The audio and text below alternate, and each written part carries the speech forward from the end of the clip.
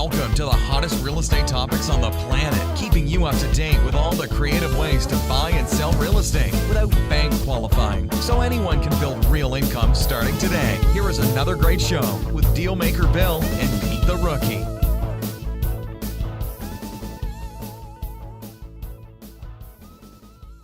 All right, here we are at another episode of Flipping Houses for Rookies. Hi, Bill. I was wondering if you're going to say something. Episode number 125, Peter. Jeez. 125. We're heading for 200. Huh? What do you think? That's still like a little ways. Can we have like another, like maybe the 150 point? Yeah. That's more than a year, Bill. You think so? Well, 75 weeks is more than a year. I was thinking about this the other day. What? I think we have to take a moment of silence right now. Did somebody die? No, I was thinking that we have to recognize that I think, now I could be wrong because I did a little research on this the other day.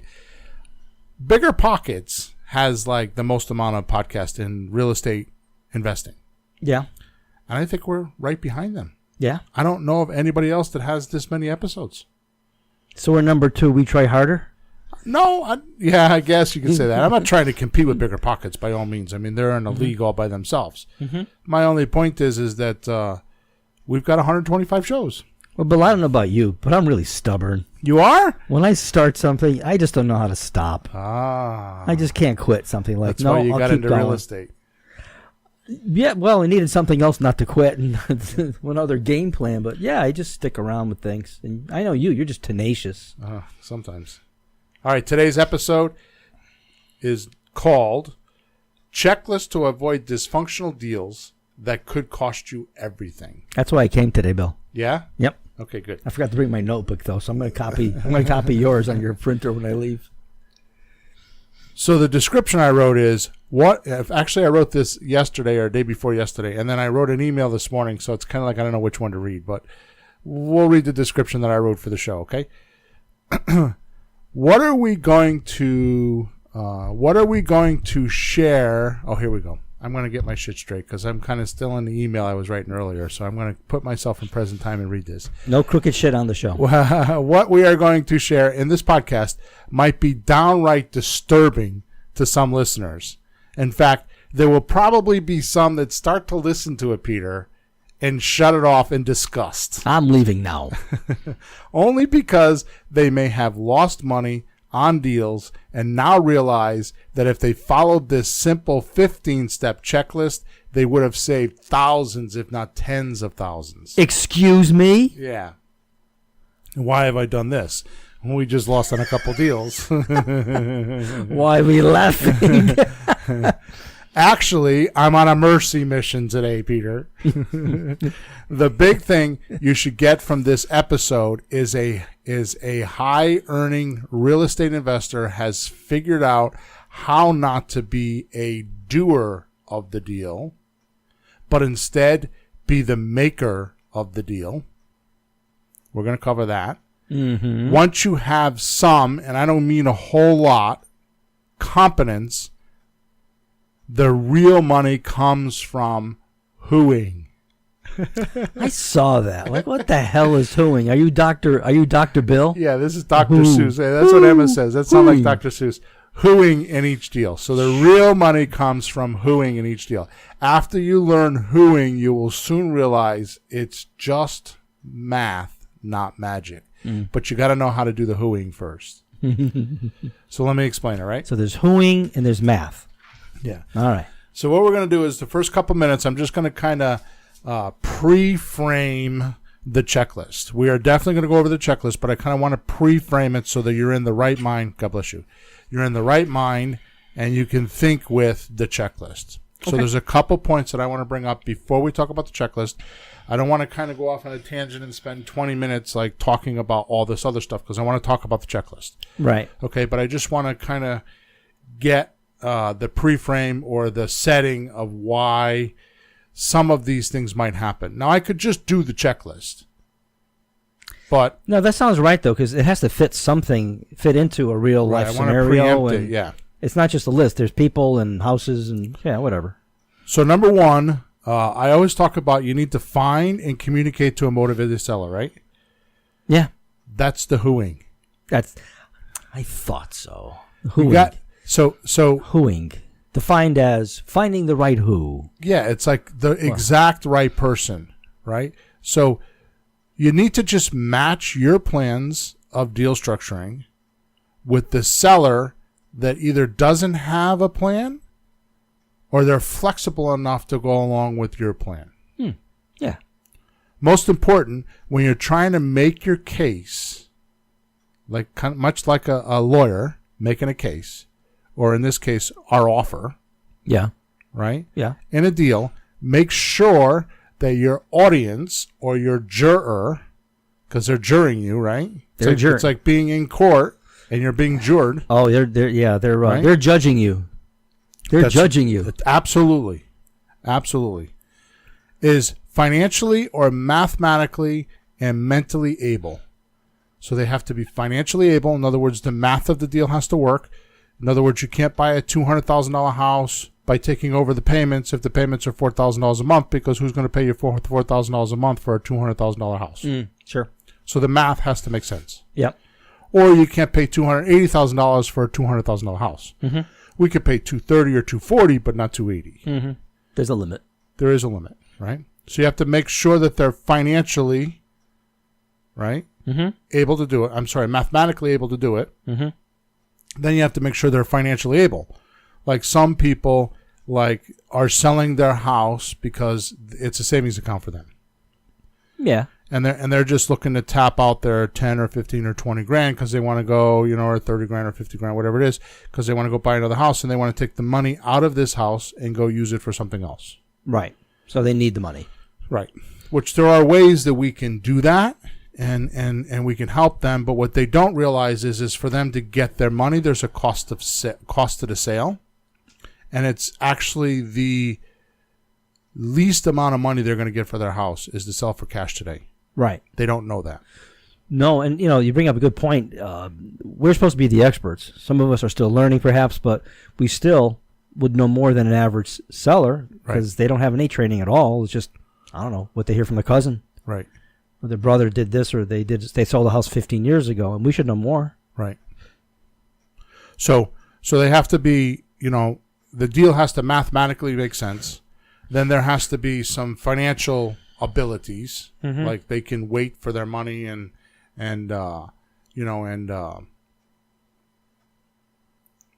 get more money later. Yeah, I call that FF. FF? Yeah, financial flexibility. Okay. And then they have to be mentally able to do something like this. Some people are just too afraid to lend money thinking that they're going to get burned or ripped off. They've had problems in the past where somebody's done this and hasn't paid them, or anything like that. What I think is a real issue. Anybody who makes a decision is stuck on a decision. Right. You ever talk to somebody who's made up their mind? It's really hard to talk to them when they have this thing. No, I already made up my mind. So somehow you got to get what that is and fix it or get around it. And if you can't, you're out of it. Right. But they're not flexible because we all make decisions. I don't like this. I like that, and it's hard to change your mind. I don't eat chocolate. So here's the magic. Here's the beauty of what you and I do. Mm-hmm. Right. Once you know the math of the deal and somewhat the seller's flexibility and motivation level, you have to know what you want or the theory of the offer. Right? So we talked about this last night on my coaching call. I talk about building blocks, right? So what happens is once you start talking to them, start texting them, suppose you're getting them from text, you start texting them, you get information. Then you get on the phone with them, you do an opening call, and you get more information. Then you do maybe another caller on the same call, you do a closing call, you get more information. Then you go out and you look at the house, because once you get to that point, you decide, okay, this person's motivated. I think I can maybe talk to them. They're flexible enough that I could talk to them about a terms deal or some sort of creative financing, or their price is low enough that I could just pay cash. Mm-hmm. And you go out and talk to them. It's not definite, and that's where a lot of my coaching clients have troubles because they're trying to make the deal right there, and they shouldn't be doing that. All they're doing is, before you go to the house, just make sure that they're qualified with some of these things we're talking about, or you think they're qualified. You're going to probably find out. I mean, for me, it's 1 in 5 houses. I sit in 1 in 5 houses, I get a deal. So that means 4 people were not qualified. When you're newer, it's going to probably be more like 15. So that means 14 people aren't going to be qualified. 1 person will. Okay, to buy a house. So you're going to make 15 offers, and 14 people aren't going to be qualified. Yeah. Right? So the point is that each step you're getting more and more data. So you can't make the offer, you can't make a terms offer until you have enough information. Right. I've noticed that in some of the work we've done, that at some point you try to make a decision because you want to figure it out. You want to understand what's happening, but it just isn't time. Right. You know, I mean, when do you make a decision? Before you have all the facts or after? Right. You know, and maybe you don't know if you have all the facts. Right. But just hold off and, well, change your mind if you have to. But that's probably why you don't get that much information until you get to the house. Right. Like, I'll be in the car with you or Dave or somebody, and then you start looking at the info. Then you won't do it a day or two ahead and do all this figuring out because it's just not really valid or accurate. We talked about this on the coaching call last night. I did that on a deal in Bridgeport, and I lost the deal because I went in with. Well, we're going to talk about that in a minute. Okay. So, anyways, so let's just keep going on here. So I feel my job, or your job if it's you giving the offer, I feel my job is to organize the seller's information, right, in a way that makes it clear, comfortable, and effective for the seller. Yeah, that makes sense. Right. So once you do that, it's a lot easier, right? Yeah. So to get what they want once the transaction's complete. So you're going to organize, you're going to organize the information. You're going to make it clear, comfortable, and effective so the seller gets what they want from the transaction once it's complete. It's interesting you include comfortable in there. Right. It's like you're being mindful of the person, not just shoving numbers at them. So it's exactly right, because as soon as you listen to what I'm going to say next, you're going to be like, So let me repeat it, okay? So you need to make it clear, comfortable, and effective. Make it an effective offer so the seller gets everything they want once the transaction's complete. So that's solving their problem. So what I do, and I don't realize I do this until just recently, is I have a phrase that will keep putting your attention on the deal and their attention on the deal, and confirm that the seller knows that you're truly helping them. So there's a phrase that you should keep repeating. It's like the theory or the reason why. Yeah. Right? So if you think while you're doing this, a couple questions. One question is, this is about what? Like this deal or this problem or this person is about, like, why are they selling their house? This is about what? Yeah. What's their when they wake up in the morning? What are they thinking? Yeah. Or what am I really doing this for? You know, so you have to say to them, what are they really doing this for? Yeah. You know, like what is the person really selling their house for? And what do you say that to them? No, these are just things that you're trying to get answers to. Okay. Right. So once you figure that out, you have phrases. So I wrote some examples here so that you can see what I'm talking about. So one is, this is a phrase I would say because I found out somebody wants this. Okay. Okay. I can close by December 1st so you can be in your new house when you want. So what I'm saying is that I need to make it clear, comfortable, and effective for the seller so that they can close by December 1st, right? And be in their new house when they want. Well, that's what they want. Right. That's at the back of their head, and people will be talking at them, whether it's you or some other investors. I can give you this much, blah, blah, but nobody might not say that, and that's the reason they're doing it. So you have to say that. Right. It makes sense. So here's another example. That's encouraging to them, right? That's exactly right. It's making it clear, comfortable, and effective for them to get what they want at the end of the closing. Well, they think you understand them. Right. That's got to be worth something, huh? Here's another one. I can start taking over payments by November 30th so you don't have to keep draining your funds. So that's something I would say multiple times while talking to them, because once I figure out that's what they want, I'm just going to keep repeating it. Yeah. Okay, here's another one.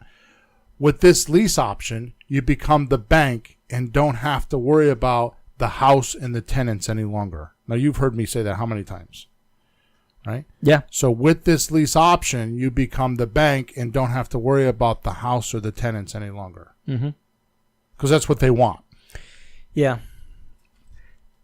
I think the problem in this is that we get into the business because we want to do it. Right. I need money. I. But the only way you're going to get a sale is thinking about them. Right. And, somebody walks up to the counter, you don't say, I'm going to give you a cheeseburger. Right. You ask them what they want. Well, too many people make offers that are self-determined. Instead of having the determinism on both sides. Yeah, you have to be considering both parties, what's good for both. Right. Okay.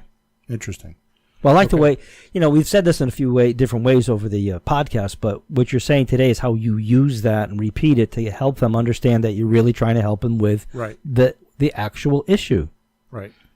Well, it really came up clear. In fact, I was thinking about talking to Emma a little bit later, because in the podcast, in the coaching call last night, I was very specific on the sequence of what you should do, because I have a new coaching client that's on the call, and she has an offer. So I asked her, so how are you going to, I didn't do any deal structure or anything. She has the math. She has the prospect suspect form.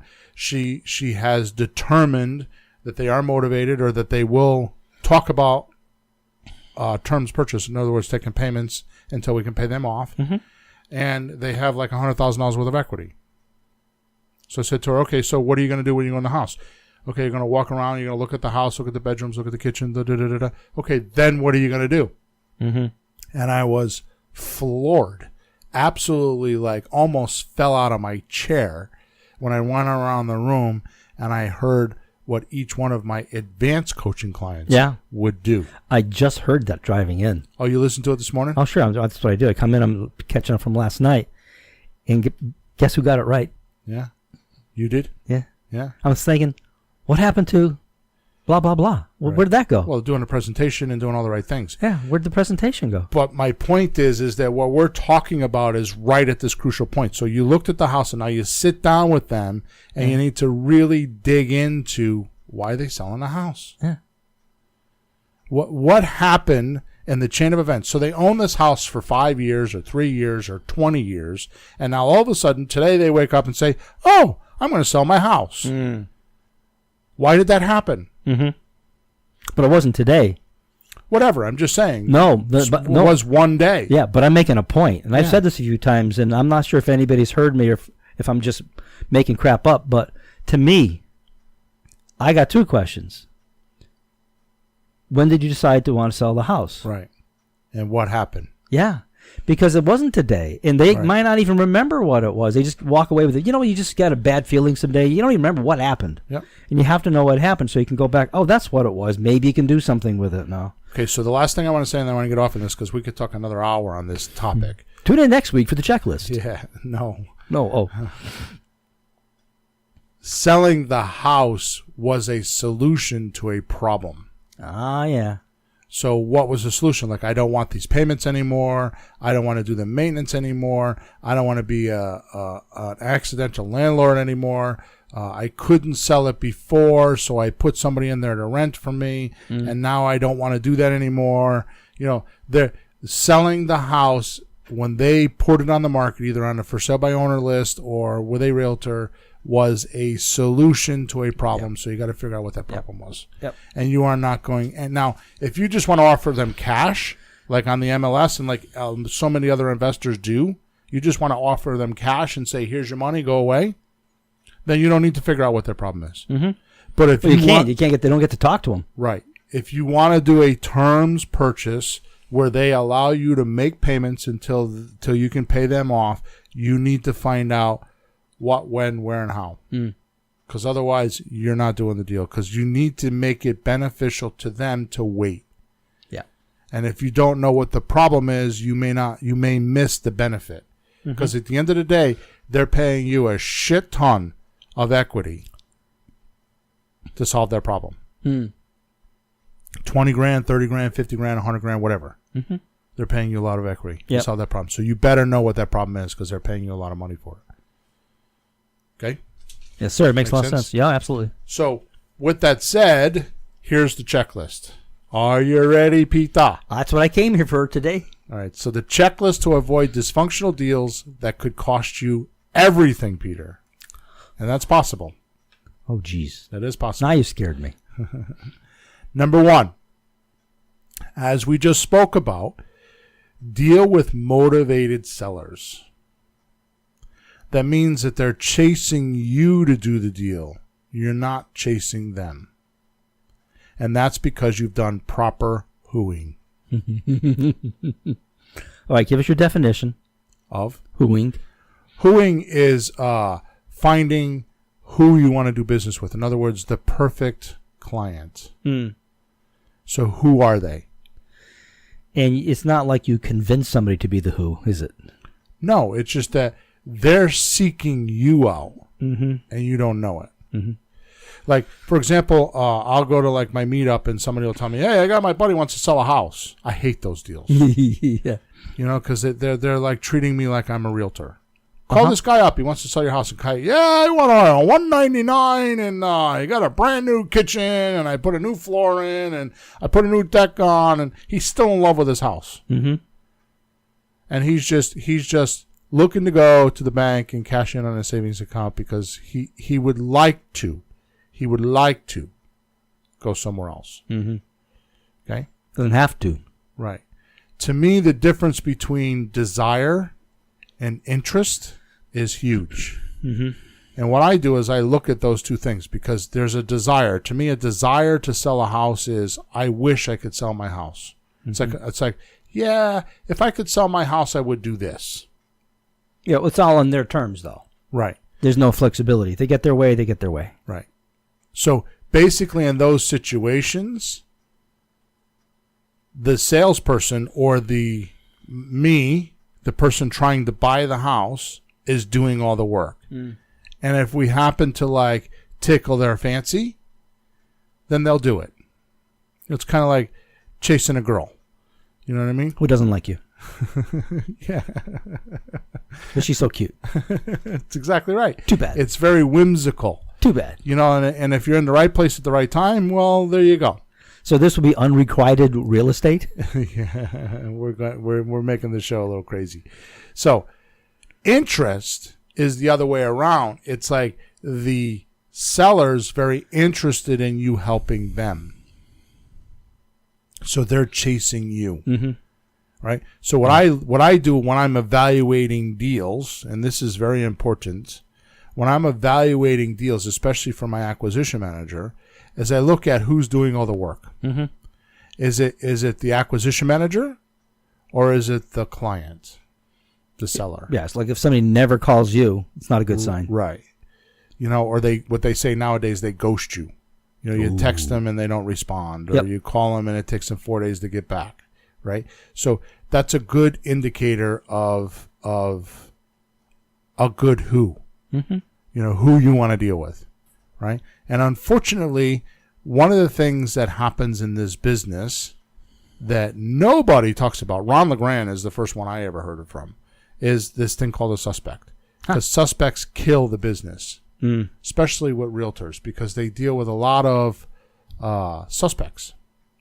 So they've put in this very robotic and mechanical system. Like when they go to look at houses, you got a pre-approval letter, and that's supposed to be an indication that they're motivated to buy a house because they went and got approval.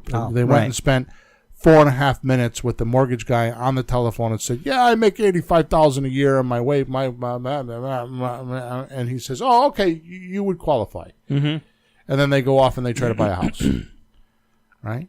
How many houses have I had where the pre-qualifying letter didn't work out because by the time they like we say all the time, their words match their actions. Yeah.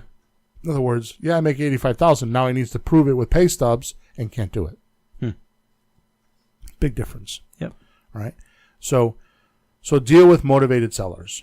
And your whole job is to whack the suspects, as Ron LeGrand says, right? Whack the suspects and look for the motivated sellers, right? Make sense? Absolutely. And until you do that, you're beating your head against the wall. Until you hear one, you'll be trying to convince people to be one. Right. They're just not. That's a good point. They're just not. That's right. And I've heard people. I used to do it, and I gave up. Like, well, when you hear it, you'll just keep going until you find it. It's find a motivated seller. It's not create a motivated seller. That's a good point, Peter. It's I like find. that. I mean, it's the first word. Find. Right. You're looking for them. And that's what happens with my coaching clients is they're trying to create a motivated No, I hear seller. them. They're in there like trying to convince the guy. No, you can't. All right, so She don't love you. exactly. There's no magic there. So number 2, know the big problem. Sellers pay you in equity to solve their unsolvable problem. So know it well and solve it correctly, because they're paying you with equity. So if I have a house that's like, we looked at a deal yesterday, they're asking $214,000. She wants $214,900. She owes $191,000. Question is, would you sell your house for what you owe on it? Yes. Good. So how much did she just pay me to solve her problem? How much? Well, so $25,000. 250, 191, 250. Yeah. Yeah. So she's willing to give me $25,000 worth of equity because she wants relief from something. Probably the payments, maybe the tenants. She wants relief from something. Yep. So you better know what's really squashing them, what's really ruining them, what's really wrecking their dreams and their life and their freedom. What's impeding that? Why is this house such a burden to them? You better really know that before you start negotiating. Because if you don't know that, how are you going to get them to pay for it? Well, that's your bargaining chip. How are you going to get? Yeah, they're going to pay for it. They're going to pay for you to do blah. That's why when I was saying earlier that you have a phrase that constantly rings true, so it brings them back to why they're talking to you. Right. You know what I mean? That would remind them why they're doing it. Right. In case they get lost in the numbers, or my brother-in-law said I shouldn't sell for less than, and he doesn't have the problem. Or the lawyer. Yeah, what's the lawyer? You know, I love when people ask lawyers. Well, the lawyer's probably got lots of money and doesn't have to worry about stuff like you're worrying about when you're a troubled seller. Right. You know, he'll tell you, "Oh, don't bother." Like, the guy's in trouble. Let him do what he needs to do to solve his problem. Right. The lawyer doesn't have that, so the lawyer will give them advice to keep the lawyer out of trouble. Yep. And it's to keep the lawyer. And they've told me that. It's just so they don't get in trouble. Because if they do, you do. If you do, they do. Right. They don't want to be in trouble either. But they don't have the problem and the pressures that the seller has. Yep. So you need to make sure you know. They're going to take the easy answer, which is often no. Right. Okay. Number 3. Never, never, never. And I might want to say it 6 more times. Never. So Peter, what happens? Never. Not ever. Never, never, never. Not ever. Never buy a house that you don't have equity in, or equity the day you buy it, or know where you're going to put equity in it.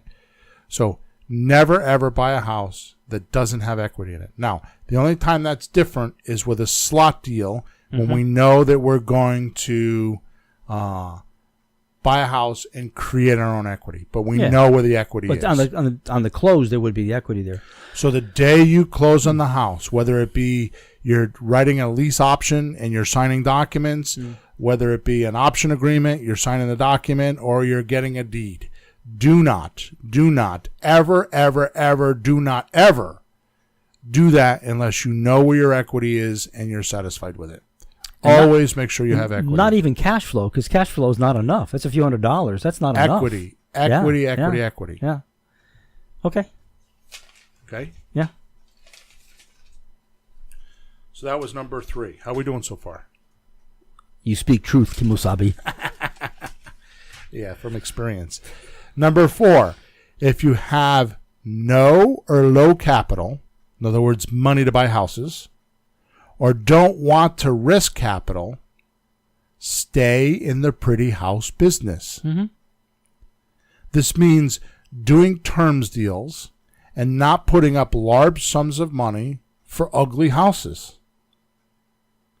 So if things get bad and you need to walk, you have no large sums of money or cash in the deal and you're safe.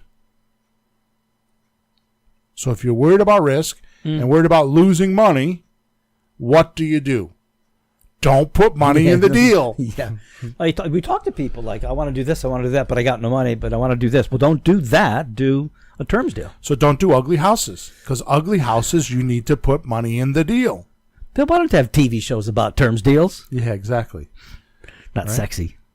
So just again, I want to say it again. If you don't want to lose money, don't put money in the deal. Mm-hmm. But what a better way to start if you don't have money, guys like me, because who gets into real estate because we're loaded? Most of us get in because we need to make money. Right. So you do a few of these deals, start getting some money, then maybe down the road you can do the other stuff. Exactly. Right? Exactly. All right. So you get some practice. Yeah. That's what you're saying. Get some practice. Get some practice, get some money too. Get some deals under your belt. So this way here, when you go to your private lender or your hard money lender that you're going to pitch your rehab deal to, you can say, oh, yeah, I've done 6 deals. Mm-hmm. They might be slot deals and lease option deals, but you've done 6 deals. Yep. And at least you've gone through the closing process and the selling process, and at least you've gone through some of the mechanical phases of deal structuring so you know how to do it. Mm-hmm. Right? Make sense? Yes, sir, it does. Number 5, do not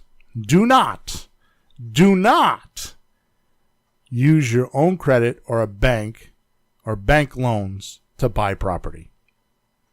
Do not use your own credit, bank loans, or bank money to buy property. Use hard money or private money if you need capital. The reason why is because private money and hard money are asset lenders. They lend on the property, not your credit and your ability to pay. Mm-hmm. They're hoping that you default and they end up with a property cheap, because most private lenders are real estate savvy some way or another, and they know that they could get their money back, and they would like to own that piece of property for 60, 70 cents on a dollar or lower because you did a good job. Mm-hmm. So they're willing to give you the money because their greed glands are swelling, and they know that if you default, they can turn around and get their money back plus some. Right. Okay? We're going to leave it at that. If you want to know how to find money or where to get money and about this whole subject, because this is a whole subject by itself, go to episode number 114, episode 114 of this podcast series, and it'll tell you the whole story. Mm-hmm. We did a whole show on that. Yep. Okay? Number six. I don't know how I come up with this stuff. Don't make promises you can't or don't know how to keep. Oh, yeah. In other words, don't write checks you can't cash. Mm. Right? This is why people in my coaching group use me as a coach. This is the number one reason. I've realized this recently. It's not that I tell them what to do. It's not that, I hold them responsible. That's why my coaching is so unique. This is why I'm different than the Ron LeGrand and the Kiyosaki coaching, the big $40,000, $50,000 coaching.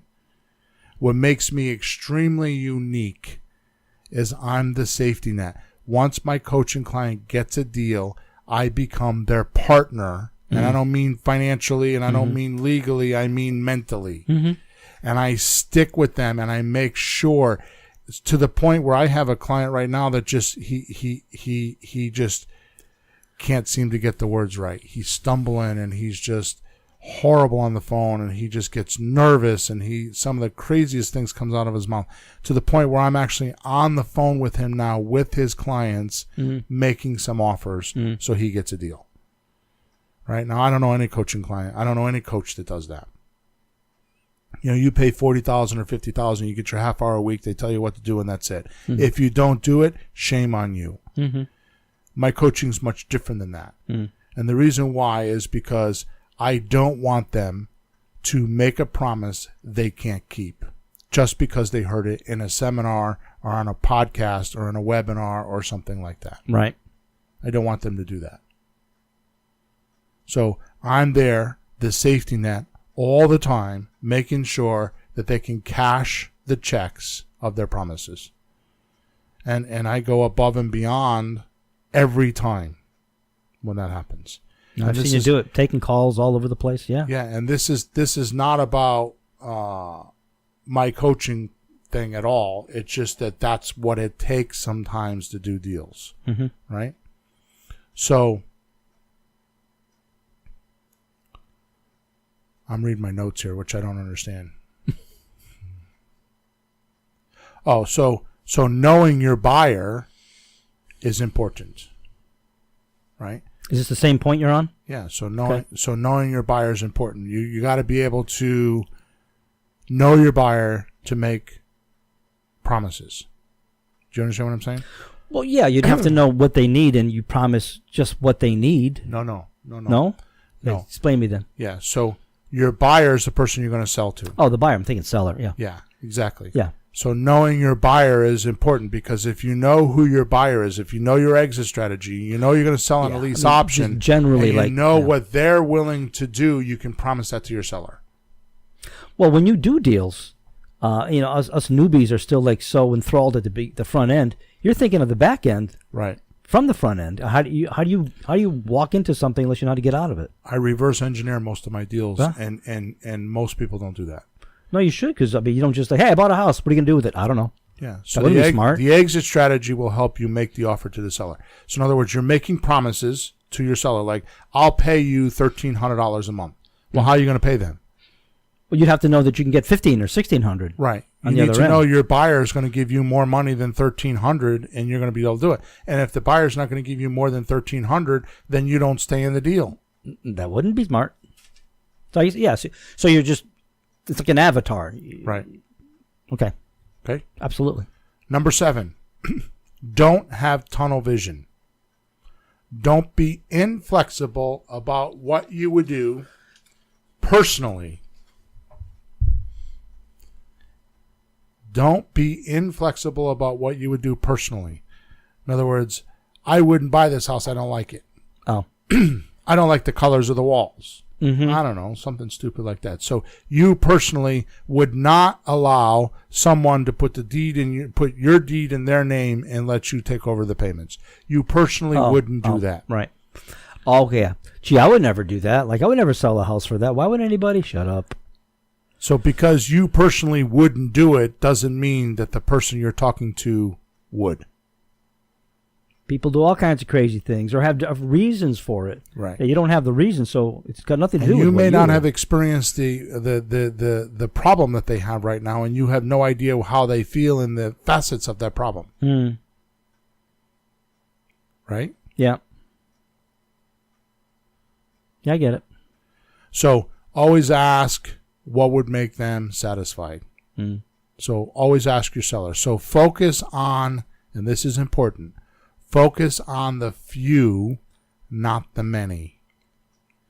At the end of the day, it's not how many deals you do, but it's how much money you make around the grand.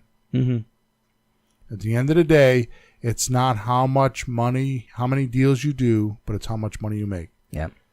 Right? So if you have tunnel vision, that'll stop you from doing deals. Earlier, I was talking about a deal I was with David. I went in with tunnel vision, thinking that I had a condo that was worth $95,000, thinking that I was going to pay cash for it because he wanted cash. He didn't want to do a terms deal. And I went in saying, okay, I'll pay, between 65 and 70. And I had tunnel vision. I figured, well, if he wants to hold the money for a year, give me a loan for a year, then I'll pay more. I'll pay $75. Mm-hmm.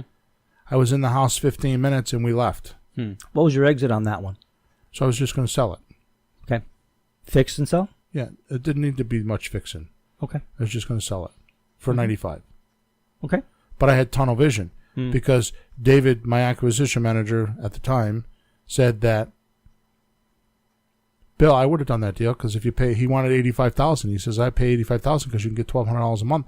All of a sudden, in the car on the ride home, smoking my cigar, by the way, I realized if that was a subject to deal is 80% loan to value. Mm-hmm. I could have stretched a little bit, but I could have paid $85,000 because it was a cash deal, was worth $98 or $100. If I were to sell it subject to and it's on a lease option, I could have got $1,099. It would have been 80% in the formula. I'm thinking to myself, I could have bought that deal because I could have cash flowed it. The payments were like $700 a month or $800 a month, right? Well, you do have 7 offers. Yeah. But my point is I had tunnel vision and I lost the deal. It sounds like you made a decision before you got there, huh? Exactly. So you know how we feel sometimes. Yeah, exactly. So it's like, easy to get into that though, because it's easy to think a thought. Right. Then we're going to do this, we'll do that, then we'll go on vacation, we'll go to Disneyland. Right. It's easy to think that, but you build the offers and you change your mind and you shift gears. Like, oh, that's not going to work. Well, how about if we do this? Right. That's what you usually do. Like the guy says no, you go, well, how about if we do this? You just run through your head. Exactly. You just must have been a little stuck on that one. Yeah, it was not fun. Huh. I got bit by an old bug. Oh.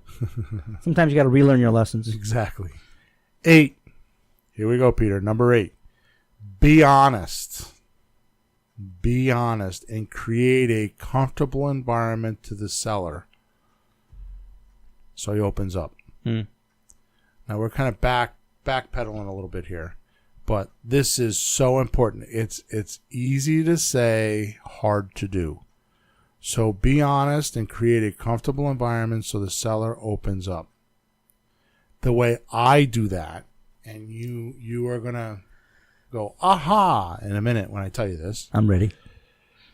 This is done by revealing something about yourself before you ask the seller to do the same.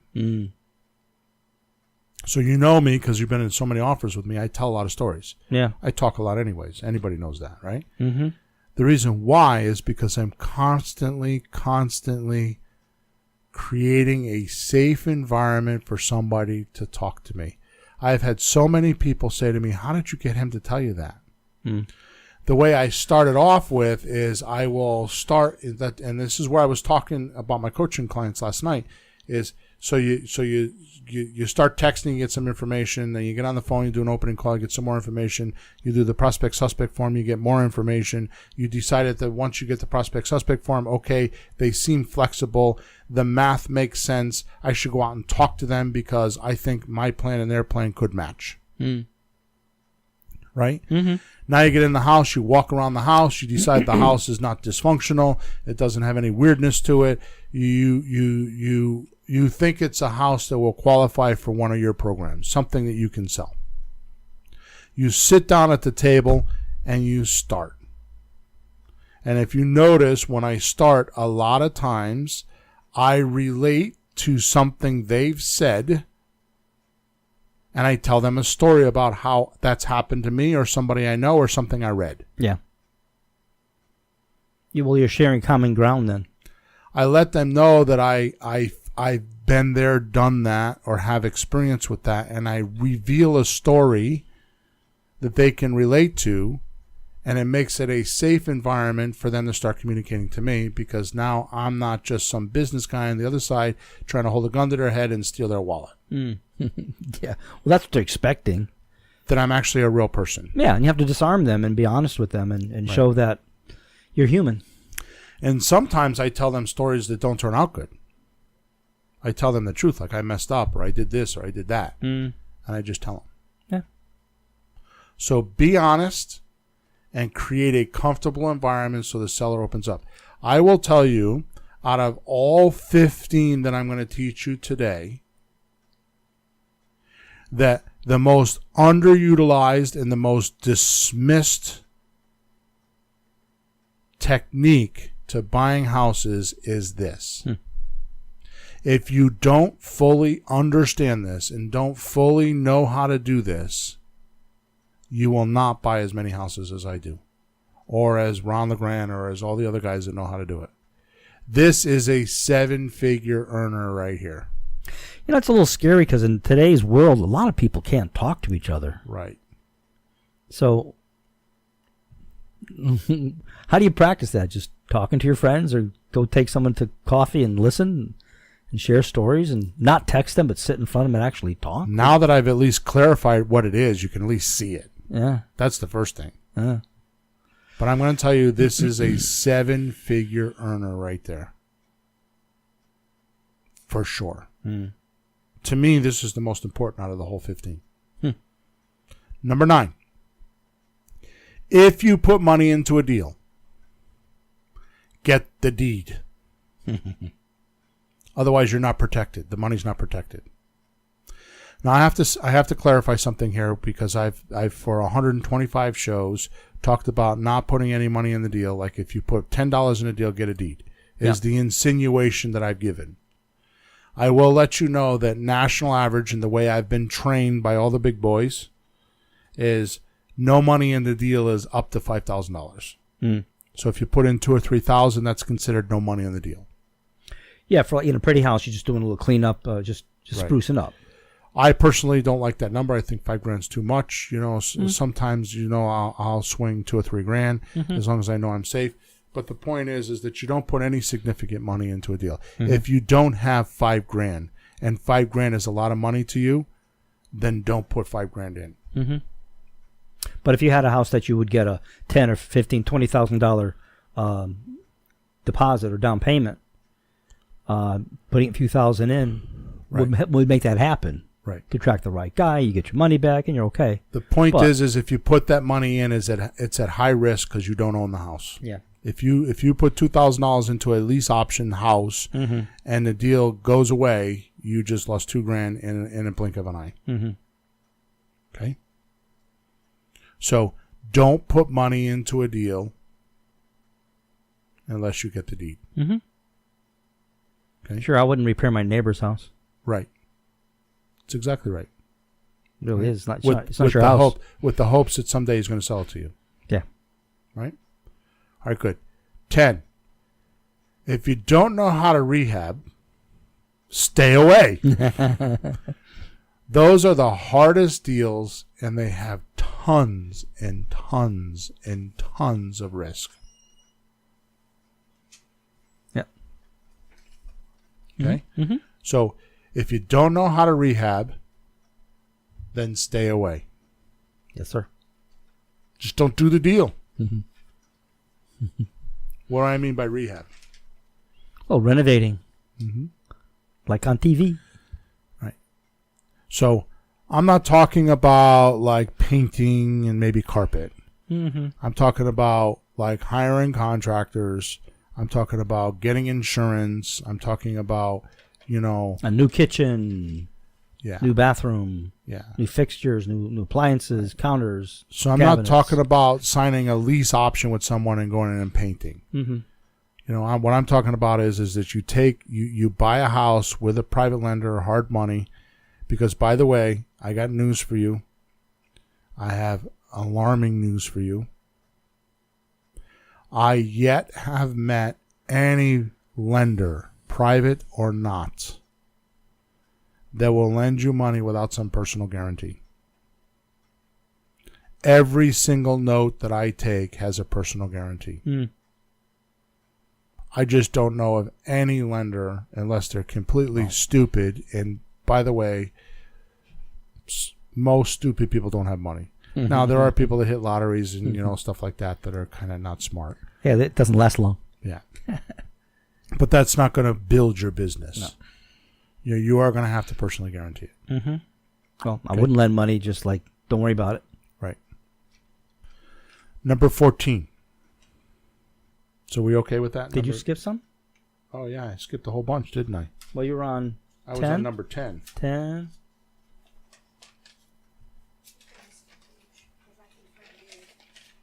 Oh, I'm missing a whole page somewhere. Emma's going to look for it right now.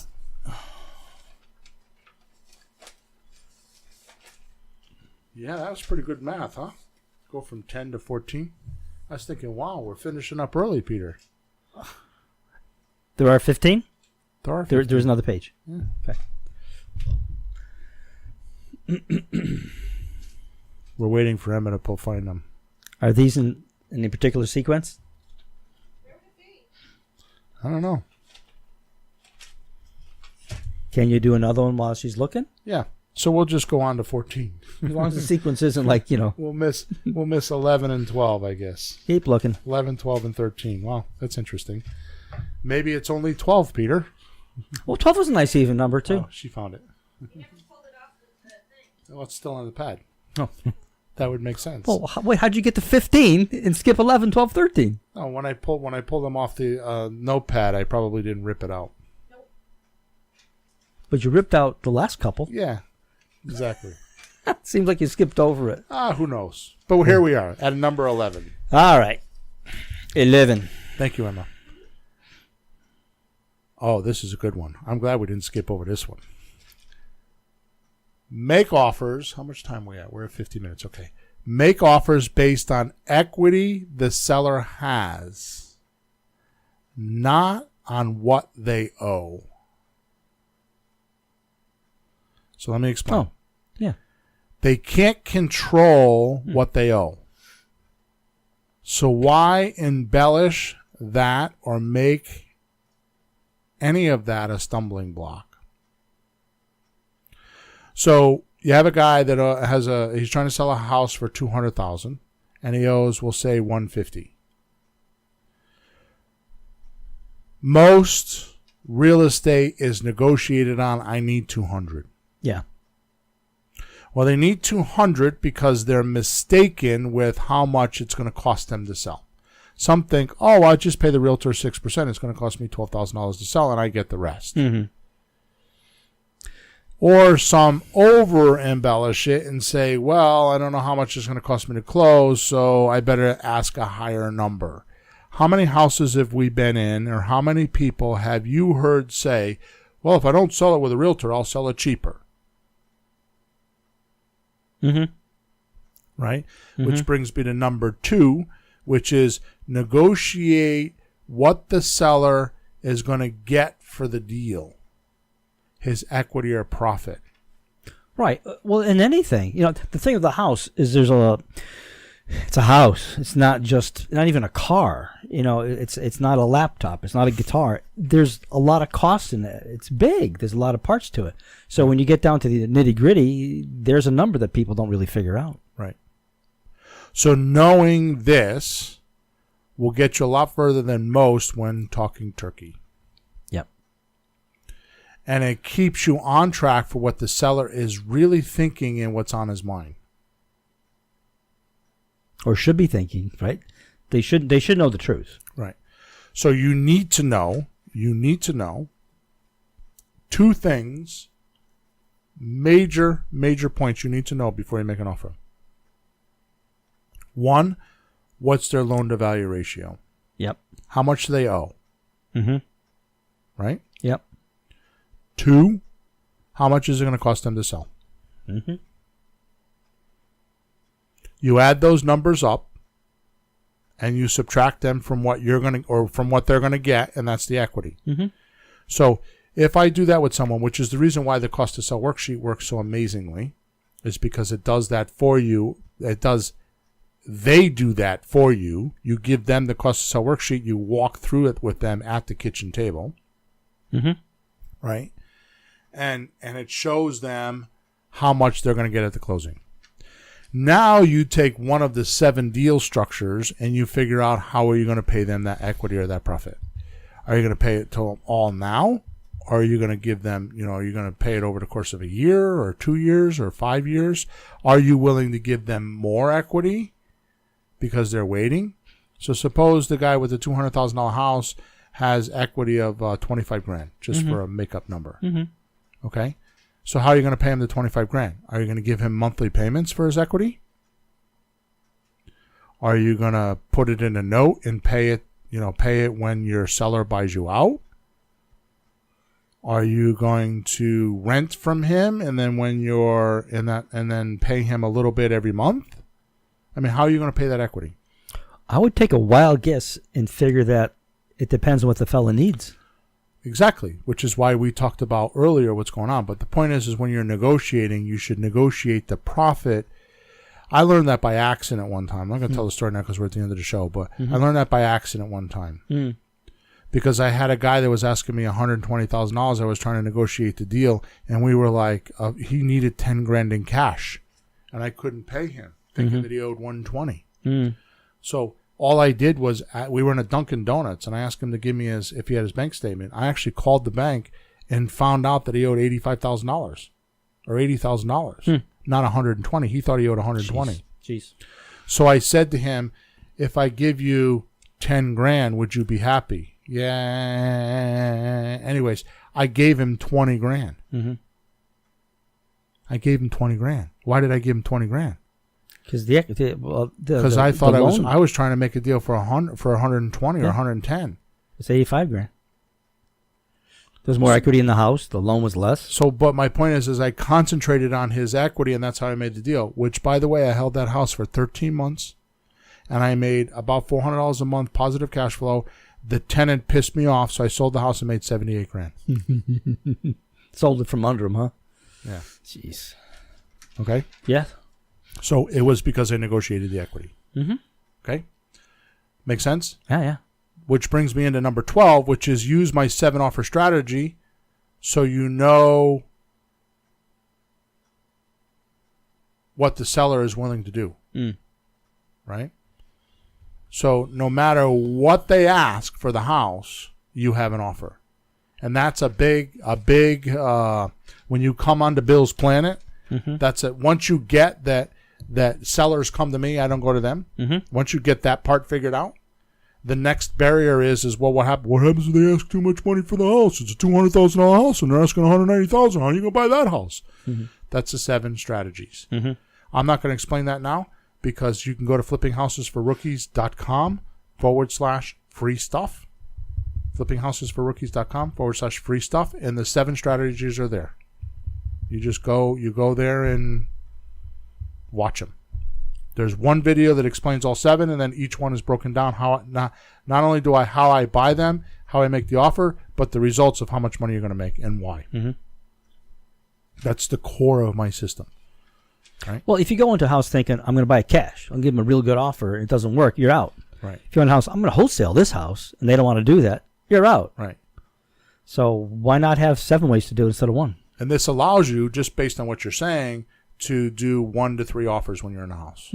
Because depending on what they're willing to sell for, going back to number 11, and you pay attention to the equity and the loan to value ratio, you know which offers to make. So suppose he says it's a $200,000 house and he owes $150,000 and he's not willing to sell for anything less than $175,000. That's your loan to value ratio. 175 divided into 200 gives you a percentage, and you know which offer to make based on the 7 offers. And that's why it works so magically. And I don't know anybody teaching that. I haven't seen that. I've been everywhere and haven't seen that. So, I mean, nobody invented lease options or cash purchases or terms. These are things that have been around, but knowing by the loan to value which one is feasible financially, right? That's different. So evidently, I only have 14 steps because I went from 12 to 14. I skipped 13. No, Bill, you should skip. Guess I can't count. No, you should skip. No, Yeah, you should skip 13. Thing? Yeah. Anyways, let's move on because we're almost done. Number 14 or 13. 14. We're skipping 13. Okay. It's lucky. Evaluate every deal with this formula. Money now. Yep. Money monthly. Yep. Money later. Good. Knowing this allows you to decide risk and how much time you put into a deal. Right? So if you have a slot deal, a sandwich lease option transfer. Okay. Which means you're not staying in the deal. You're buying a house that's over leveraged and you're passing it on to one of the 81% that don't qualify for a mortgage, and you're getting the buyer to pay your seller, and all you're doing is getting a fee, $3,000, $500, $3,000, $5,000, $10,000, whatever. You're getting a fee. You're not staying in the deal. It's only one of the 3. You're getting money now. So you don't spend a lot of time on it. You don't take 4 months to do it. You don't do any of that because it's quick, easy, in and out. But if you're going to do like a owner finance deal where they're going to sell you a $200,000 house with no money down or very little money down, and you're going to make equity or principal only payments and not pay interest, and you can get 10 grand for a deposit, and you can pay a principal reduction, or no, you can get cash flow every single month, right? Say $300-400, and then by paying principal only payments, you get a principal reduction as your money later. Yeah, your equity is growing every month, so why would you pull out of that? Right. The longer you wait, the more equity you get, and it's just rolling along. And the longer you wait, the more equity there is when you sell it. So hang on. So I fumbled around with that. You're 100% correct. I fumbled around with that. So the money now is 10 grand for a deposit. The money monthly would be the cash flow, the difference between what you have to pay your seller and taxes and insurance and what you collect for rent. And then the money later is the principal reduction. So if you're paying somebody $1,000 a month principal reduction, that means if you bought a house for $200,000 and you made a payment for $1,000, you owe them $199. Right. So if you do that for 60 months, that's $60,000.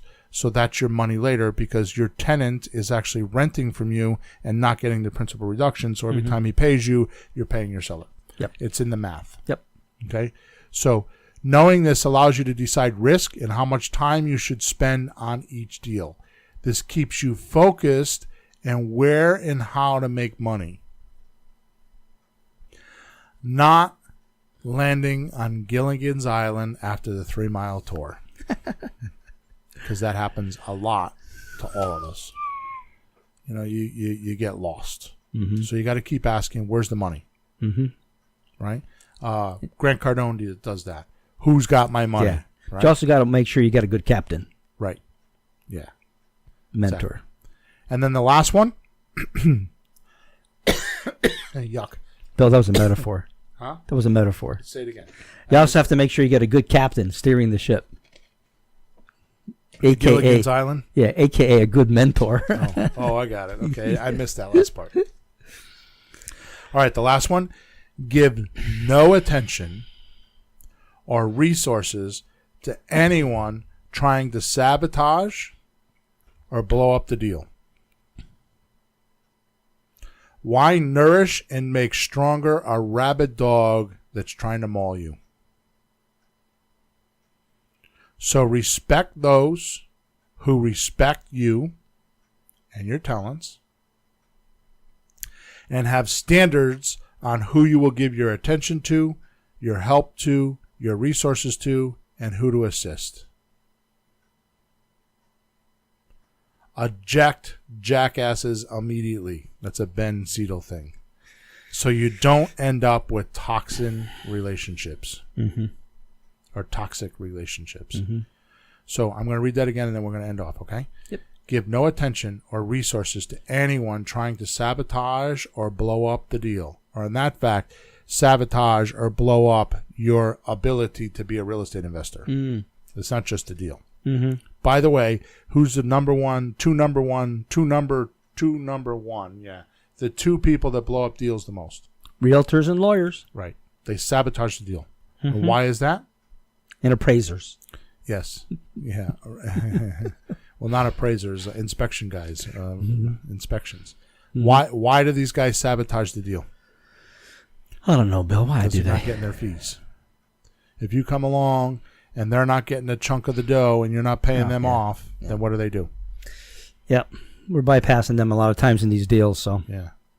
So give no attention or resources to anyone trying to sabotage or blow up the deal. Why nourish and make stronger a rabid dog trying to maul you? So respect those who respect you and your talents. And have standards. Have standards means like guidelines on who you will give your attention, time, help, resources, and assistance to. Eject jackasses immediately so you don't end up with toxic relationships. Thank you, Ben Seidel, for that because that was an amazing thing.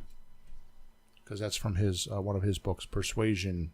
Yeah. We went over that. Yeah. I forgot the name of the book, but Thanks, makes Bill. sense. Thanks, Bill.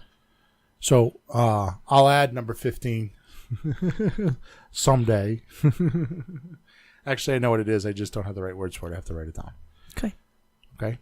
So do you believe that if you followed these 15 points, Yeah. that your risk would be a lot less? Absolutely. I mean, I see the times that I didn't quite follow something. It didn't work out so hot. Right. You know, you got to follow the rules. Right. So here's my question, Peter. Bill, I know there's going to be a quiz at the end. I have a couple questions. All right. Do you need to sabotage your fear on losing a deal? Do you need to sabotage your fear? I'm going to guess no. What does that mean? I'm not Sabotage even your fear? sure. What does sabotage mean? Well, that's too. Well, that's like a double negative. Fear is bad and sabotage is bad. So get rid of the fear. Right. Yeah, so you get rid of the fear. Yeah. Okay. That was a double negative-y type of thing. Yeah. Are you worried about how much you might lose because you know you don't know enough? Mm. Do you need to de-stress your financial scene, but just can't seem to muster up the guts to do the deal? Guts. Are you trying to do deals but still struggle with the inner you and never seem to get anywhere? Is it possible you're one of those real estate investors that never really get going? Let's face it, if you said yes to any one of the above, you need real, sincere, genuine help. Not someone trying to tell you to buy my stuff. And that's not a joking matter either. Mm. If you don't handle this one little thing called fear, you're doomed in real estate. And that's a promise. So this checklist that I just gave you will help you with that. So Emma has typed up the checklist. And as of sometime today, which we're actually pre-recording this, so by the time this podcast hits the podcast circuit, you will be able to find this checklist on flippinghousesforrookies.com/free stuff. So I suggest you listen to this podcast a few times if you have these things I just spoke of. And I suggest you download the checklist and you go over it and go over it and go over it until you feel confident to go make an offer. Could use the checklist with each offer. Yep. As an offer comes in, just run through the checklist, make sure you're not violating it. Anywhere you want, yes. Yeah, but that would help with each specific offer as it comes. Because I can see, like, oh, I shouldn't have done that, and it's right on the list. Right. So take the list out, and as you're going, like, check through. Right. Don't violate it. Right. Okay. And they're just indicators that I've run into over the years that have blown up deals. Or I made deals that I wish I knew this before I made the deal. Mm-hmm. So there you go. Mm-hmm. It's not that difficult. You just need to go through the steps that we just covered and make sure that, like you said, you're not violating anything. And there you go. So go to flippinghouses.com/free stuff and download the checklist now. Over and out, Peter. Bye, Bill. Thanks for tuning in to the hottest real estate topics on the planet with Bill and Pete. If you want to continue learning how to buy and sell real estate without money or credit, head over to flippinghouses.club for some cutting-edge real estate wealth tools. Or contact us at info@flippinghouses.club.